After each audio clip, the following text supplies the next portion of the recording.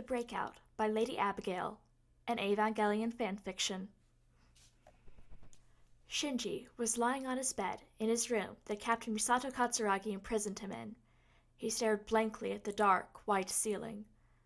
No one ever visited him.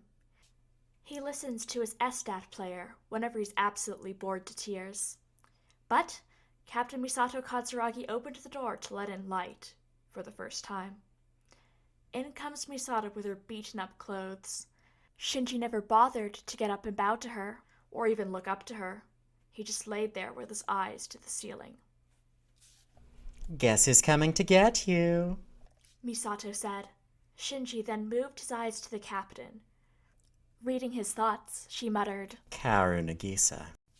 Shinji shot up to sit up straight, and his only desire was to hear more about Kaoru. "What do you mean?" he desperately asked Misato. "He's here for you, but I won't let him get to you," she growled. "He's stronger than you, and you know it! He's an angel!" Shinji yelled. "We have him captured." Shinji gave a frozen look of fear. He then gave an outraged yell. "Let me see him!" Misato glared and walked out, locking the door behind her. Shinji went back to staring at the ceiling with anger. Meanwhile, Kaoru was sitting in a chair at a table, handcuffed to it. He gave a glare to the door as Misato walked in, with Ritsuko Akagi. "Did you get my message?" Kaoru asked.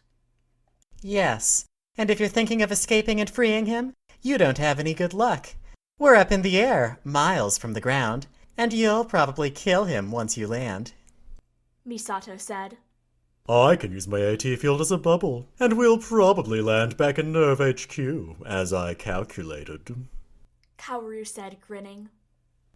"But you can't break out of here," Misato growled. "I'm an angel of choice. I can destroy this floating facility with one blow and bring Shinji with me." Kaoru said, smirking. Misato was getting agitated with Kaoru's mischievous comments. "You can't break him out. He's the world's most wanted criminal, and he wiped out all of Tokyo 3 just to save a helpless girl from an angel. So therefore, he's not going anywhere," Misato growled. Kaoru gave a slight smirk.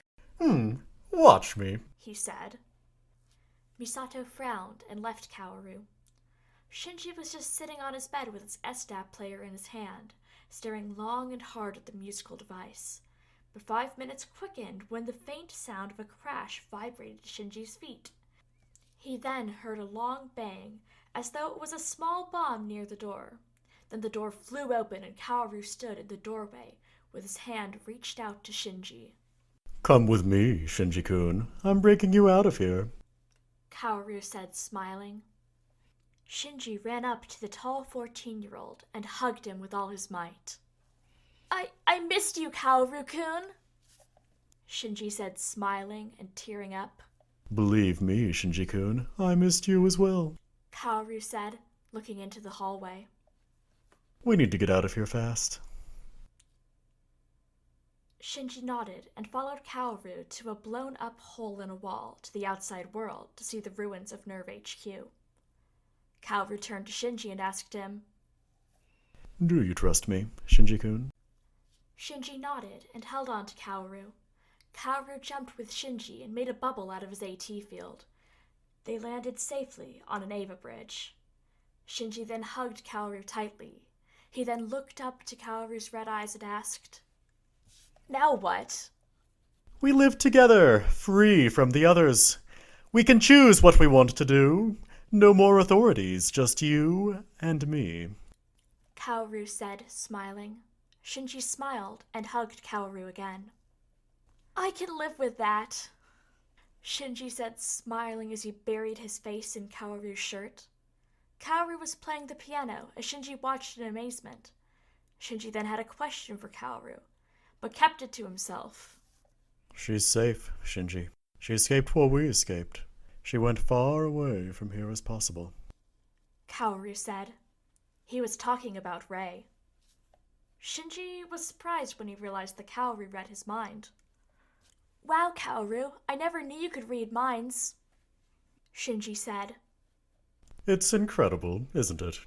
Kaoru said, smiling. Shinji nodded in agreement and smiled. Then, a terrible familiar voice cracked to Shinji's ears, saying, Baka, you sinister son of a bitch! Get your fat ass over here!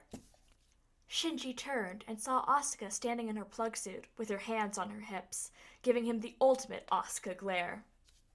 Don't listen to her, Shinji-kun, Kaoru said, stopping his play. Asuka stomped over with her anger like an angry lioness and pinned Shinji to the piano.